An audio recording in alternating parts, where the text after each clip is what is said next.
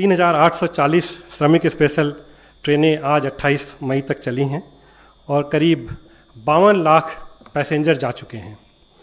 और अगर पिछले एक हफ्ते का अगर आप एवरेज देखें तो 1524 श्रमिक स्पेशल ट्रेन और करीब 20 लाख पैसेंजर एक हफ्ते में गए हैं। तो पिछला जो एक हफ्ता था उसमें हमने करीब 3 लाख प्रतिदिन के हिसाब से प्रवासी श्रमिक भाइयों और बहनों को उनको गंतव्य स्थान तक पहुंचाया।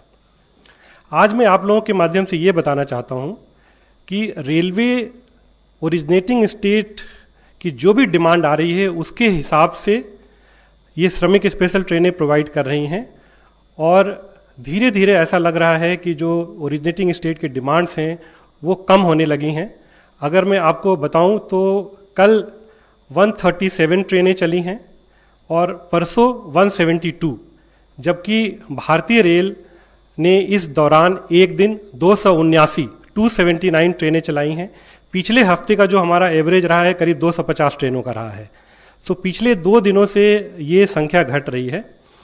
24 मई को हमने सारी राज्य सरकारों से बात करके एक उनकी जो रिक्वायरमेंट उस समय थी वो ली थी हमने।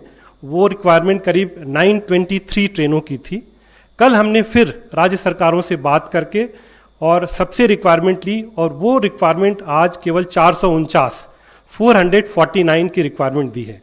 हमने सभी राज्य सरकारों से कहा है कि आप जब भी अपनी रिक्वायरमेंट देंगे उनके डिमांड के हिसाब से रेलवे तुरंत श्रमिक स्पेशल ट्रेन चलाने के लिए तैयार है। और हमने उनको ये भी कहा है कि इस समय जो भी आपने एक टेंटेटिव रिक्वायरमेंट दिया है उस रिक्वायरमेंट के अलावा भी अगर कोई एडिशनल रिक्वायरमेंट आती है तो आप हमें तुरंत बताएं और हम उस एडिशनल रिक्वायरमेंट को भी कैटर करेंगे।